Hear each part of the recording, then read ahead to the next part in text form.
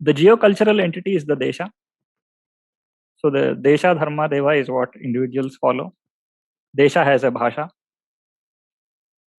And then there is an orthogonal set of institutions corresponding to the Rajya. There is a Raja, there is a Rajya, there is a Mantranga, there is an administration, the political, the military, all these aspects. That hierarchical structure is the Rajya. And it has its own geography. There is a separate geopolitical entity and there is a separate geocultural entity.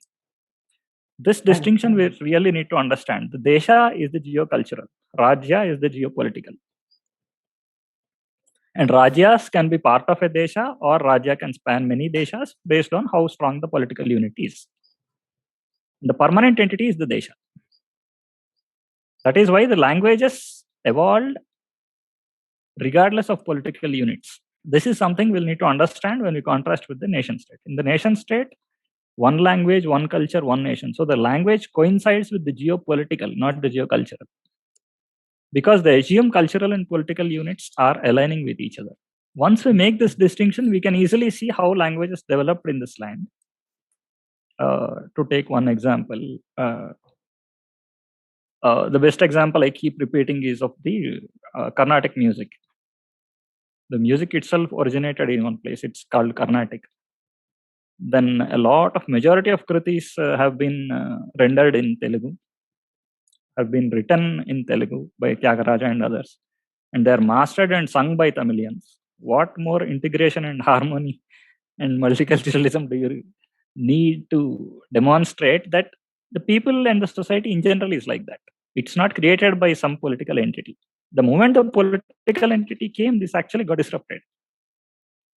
Your linguistic state has disrupted this harmony in the nation. Linguistic state? Mane, the state which is imposing a certain linguistics on the moment you, the geopolitical aligning with the language. Language becoming a geopolitical instead of a geocultural is the problem. That is the one that actually disrupted this harmony. So today now people, the moment you draw the political boundaries, now you start creating rift between them. People fight for water, fight for language. Then they complain about language imposition. I mean, Tyagaraja did not mind living in a Tamil state or a Kannada state, writing in Telugu, talking in Telugu, or talking in Kannada, writing in Kannada also.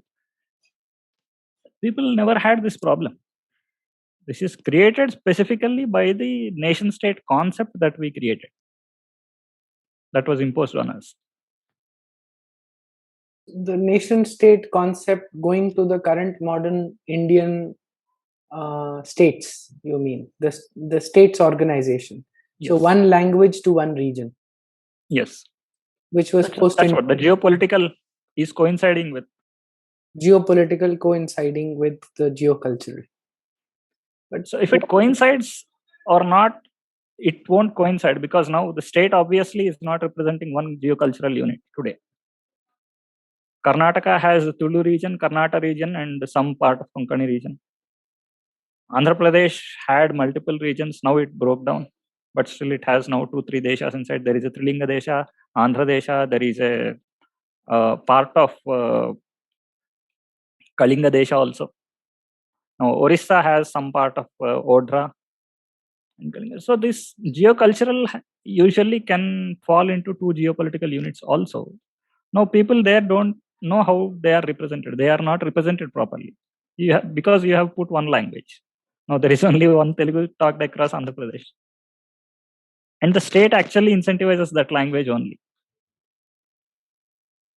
But that's not what Hindu kings did. When Krishnadeva ruled, a lot of languages were spoken in his regions, in the regions that he ruled. And there was no problem in the flourishing of their languages. The literature could be synthesized in many languages, in many regions. In his own capital, different languages had flourished. Similarly, Marathas ruled a lot of Indian territory. They did not impose Marathi as a language. They knew the difference between their Desha Bhasha and a governing language. Desha Bhashas never suffered. Today they are suffering because we have put a nation state where the geopolitical actually swallows and dominates the geocultural. We have not taken cognizance of the geocultural entity as part of our constitution.